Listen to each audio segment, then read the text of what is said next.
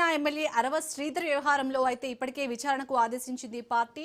వారం రోజులుగా వివరణ ఇవ్వాలని కూడా చెప్పింది. సో దీనికి సంబంధించి పూర్తి డీటెయిల్స్ ని మా ప్రతినిధి హుస్సేన్ అందిస్తారు. హుస్సేన్, అసలు ఆంధ్రప్రదేశ్ లో ఏం జరుగుతుంది? ఇప్పుడు ఈ ఎమ్మెల్యే విషయంలో ఎలాంటి చర్యలు తీసుకునే అవకాశం ఉంది? ఇప్పుడు రాష్ట్రమంతటా కూడా దీనిపైన ఒక చర్చ నడుస్తుంది. అసలు ఆంధ్రప్రదేశ్ లో మహిళ అనేది ఉందా కూడా ఒకవైపు చర్చ జరుగుతుంది. సో డీటెయిల్స్ ఏంటి? ఆంధ్రప్రదేశ్ రాష్ట్రంలో అయితే గనక ప్రస్తుతము ఆ రాజకీయాలను ఎదిపేసేటువంటి అంశము రైల్వే కోడూరుకు చెందినటువంటి ఆ జనసేన పార్టీకి సంబంధించిన ఎమ్మెల్యే అరవ శ్రీధర్ అంశం కావచ్చు. అదే రైల్వే కోడూరు గ్రామ పంచాయతీ కార్యాలయంలో జూనియర్ అసిస్టెంట్ గా పనిచేస్తున్నటువంటి ఓ వివాహిత మహిళతో చేసినటువంటి అరాచక లైంగిక కార్యకలాపాలే ఇందుకు నిదర్శనంగా చెప్పుకోవచ్చు. క్రమశిక్షణకు మారుపేరుగా ఉంటున్నామని చెప్పుకున్నటువంటి జనసేన పార్టీలో ఇలాంటి ఎమ్మెల్యేలు ఉండటం కూడా ఆ పార్టీకి ఆ మాయని మచ్చగా కూడా చెప్పుకోవచ్చు. ఎందుకంటే తొలి నుంచి కూడా మహిళల పట్ల తన యొక్క వైఖరిని ఆ జనసేన అనేటువంటి పవన్ కళ్యాణ్ చెప్పుకుంటూ వస్తున్నారు. ఎక్కడ ఏ మహిళకు అన్యాయం జరిగినా కూడా తాము సహించబోమంటూ కూడా తన జన సైనికులను చైతన్యవంతం చేసేటువంటి పరిస్థితి కూడా మనం చూడవచ్చు. అయితే ఇలాంటి పరిస్థితుల్లో కూటమితో జత కట్టాక ఇక్కడ అంటే రాష్ట్రంలో దాదాపుగా ఎమ్మెల్యేలు అధికారంలోకి వచ్చారు జనసేన పార్టీకి సంబంధించి. అదే విధంగా మంత్రివర్గంలో కూడా స్థానం కల్పించారు. డిప్యూటీ సీఎం గా పవన్ కళ్యాణ్ తన వైభవాన్ని ప్రదర్శిస్తున్నారు.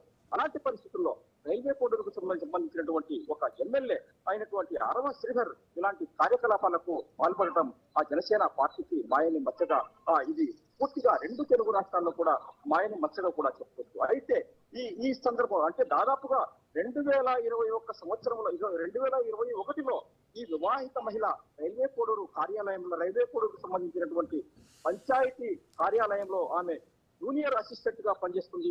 ప్రొబేషన్ పీరియడ్ కూడా అక్కడే అయిపోయింది.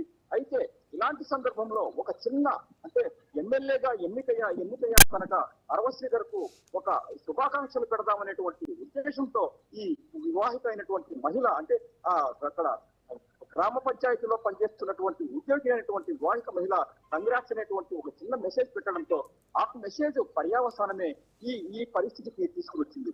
అయితే ఈ ఇద్దరి మధ్య రాను దాదాపుగా 1.5 సంవత్సరం అంటే ఎమ్మెల్యేగా అరవ శ్రీధర్ అయినప్పటి నుంచి 1.5 ఏళ్ల కాలంలో ఈ తతంగం అంతా నచ్చింది.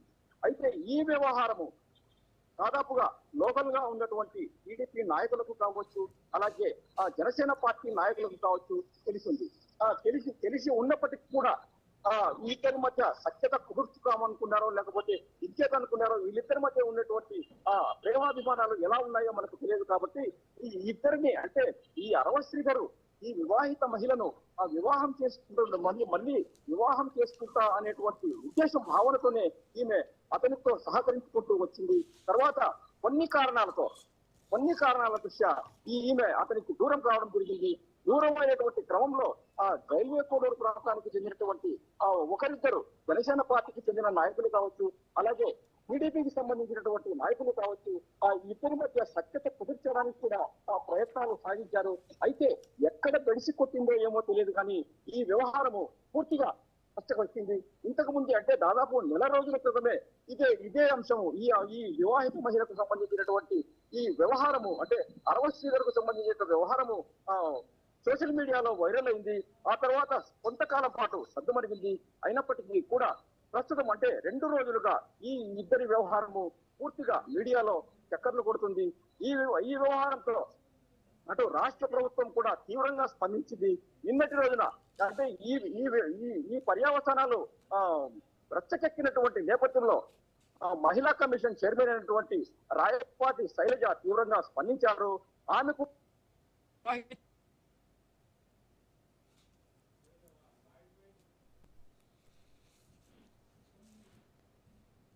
వివరాలను కూడా నేరుగా అడిగి తెలుసుకున్న తర్వాత ఒక పూర్తి నివేదికను ఇప్పటికే రాష్ట్ర ప్రభుత్వానికి కూడా సమర్పించినట్టుగా కూడా మనకు తెలుస్తుంది.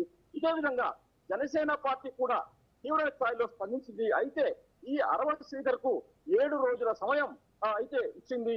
ఈ 7 రోజుల్లో ఖచ్చితంగా నువ్వు ఏం చేశావు, ఎలా ఎలా ప్రవర్తించావు అనేటువంటి విధానంపై 3 మెన్ కమిటీ కూడా అంటే 3 సభ్యులతో కమిటీ ఏర్పాటు చేయడం జరిగింది.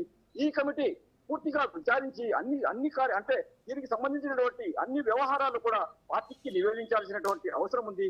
నివేదించిన తర్వాతనే ఇతనిపై చర్యలకు కూడా దిగేటువంటి అవకాశం ఉంది. అయితే అప్పటి వరకు ఈ అరవ శ్రీధరు పార్టీ కార్యకలాపాలకు కానీ తర్వాత ఇతర వ్యవహారాల్లో కానీ జోక్యం చేసుకోకుండా సైలెంట్ గా ఉండాలని కూడా చెబుతుంది.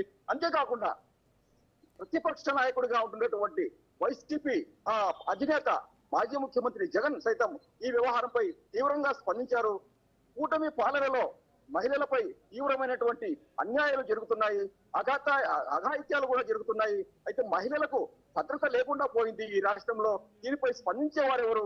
ఆ రోజు తాను అధికారంలో ఉన్నప్పుడు జనసేనాని పూర్తి స్థాయిలో మహిళలకు భద్రత లేదు అని చెప్పుకొచ్చారు. ప్రస్తుతం జరుగుతున్నది ఏమిటి అనేటువంటి కోణంలో కూడా వైఎస్ జగన్మోహన్ రెడ్డి తీవ్ర స్థాయిలో ధ్వజమెత్తడం జరిగింది.